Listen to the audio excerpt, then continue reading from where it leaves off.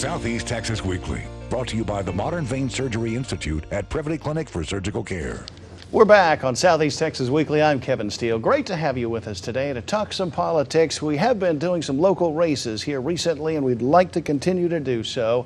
Joining me today to talk about her race for the 317th District Family Court is Jolie Shipley. Thanks for coming by. Thanks for being here today. We appreciate it. Listen, we've had our 317th District Judge Larry Thorne on our Ask the Judge segment regularly. In terms of the Equal Opportunity Clause of the FCC, he will not be joining us today, but we haven't had a chance to talk with you on our air, and we do want to get a little opportunity to know who you are. You're the Republican in the race? I am the Republican candidate for the 317th Family Court. Tell us about yourself. You've been practicing law for about a decade. A little over a decade. Family law in Jefferson County. I'm born and raised Jefferson County.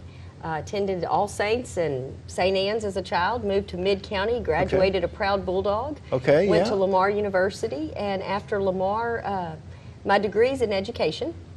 Knew that I loved children and wanted to work with children. And when I got out of college, I had gone to work for the American Red Cross to teach. I was teaching children's classes, CPR, first aid, and I found the disaster services program.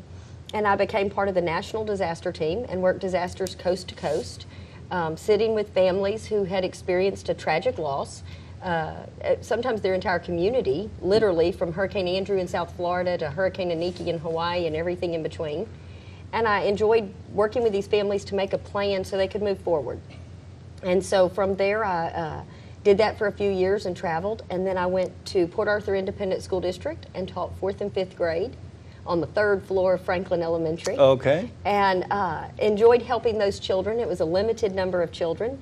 And I went from there to the Shorkey Center here in Beaumont, nonprofit organization that helps handicapped and disabled children. And I was a patient advocate working with families to try to coordinate and provide services for their handicapped children. And from there at 32, I went to law school. Yes, and once you got out of law school, you started right up in family law, or have you always been in family law? I told my husband when I got accepted to law school I wanted to do family law, and he thought that was probably not the most profitable field. And so we had some discussions in our home, and so I tried plaintiff's work for about 3 months, and quickly got out and went straight to family law, and have practiced almost exclusively family law since I became licensed. Because the 317th is essentially our family law court. Correct. In Jefferson County. Does the experience of your opponent, how much does it count that the sitting incumbent judge in this case has a lot of experience in sitting on that court? Well, I know that's his slogan, is keep experience on the bench. And, you know, the first thing that comes to my mind is if we're really going to defer to experience, I'm not sure that we should have changed out the BISD Board of Trustees because there was a number of years of experience on that board. And so experience is not necessarily what I think matters most, although the experience does have to prepare you for the job. And I bring some unique skill sets that he does not possess. I'm the mother of 2, 9 and 12. I'm still married to their father, but I'm also blessed to have a stepdaughter that's from College Station and is a graduate of A&M with honors. And she completed a wonderful childhood. She was 7 when I came in her life. And it was a unique challenge, but a wonderful life experience because Christina's blessed with 2 wonderful parents, and they picked some really good steps for her. Does family law pose new challenges for a judge and for attorneys? Are there things about family law with all of the emotions that sometimes are involved in some of those cases that you don't see in other aspects of the law? Sure. I think that sitting in the hallway with a family and understanding where they're coming from, knowing they didn't sleep last night, knowing that they didn't eat breakfast and they may not have eaten dinner, knowing this may be the worst day of their life. And that's what I do now. I sit in the hallway, not in the back room. So I'm still attached to the community in that respect. And it is very emotionally draining. It is, you know, we hear a lot of things about these other races that matter for industry and business. But in reality, if we don't create a strong workforce by having strong families, then there's nothing to go forward after age 18. And the demise of culture over the last 40 years, one thing that's consistent is we've kind of factored out fathers. And we've told them you get to be a parent 2 out of 14 days. And we've got to come up with an attentive court that understands the strengths and is willing to listen to the strengths of both parents to come up with a good plan to try to raise good kids. One of the issues that seems to have emerged in the 317th race is this question of the budget, which that court has roughly double the the budget numbers of some of the others. I believe $680,000 spent in the 317th last year. Now, in fairness, there's a drug court within that.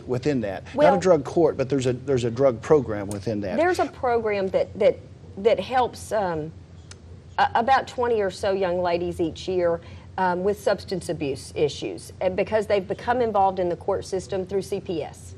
But I think that we as a society and a community are already paying for some really good substance abuse addressing programs through Jefferson County Council on Alcohol and Drug Abuse, Franklin House, Wings of Freedom, Hope Center in Port Arthur.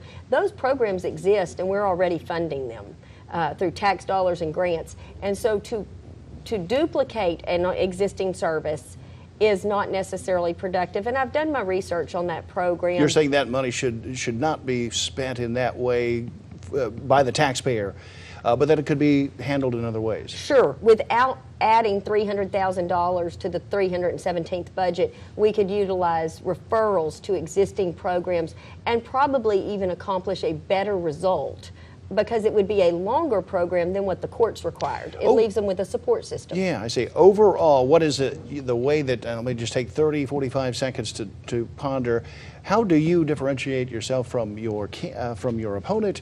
Why should Jolie Shipley be elected as opposed to the incumbent? I think I'm a real person. I've raised a family. I've raised a blended family. I believe that we need to respect the tax dollars, every single dollar that comes in. And I think that first and foremost, it's about the children. And it has to be about the children.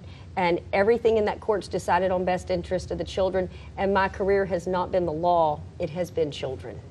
Thank you very much. Jolie Shipley running in the 317th District Court. And we will probably hear more about her race in the coming weeks. We'll come back with our regular panelists here on Southeast Texas Weekly in just a moment. Stay with us.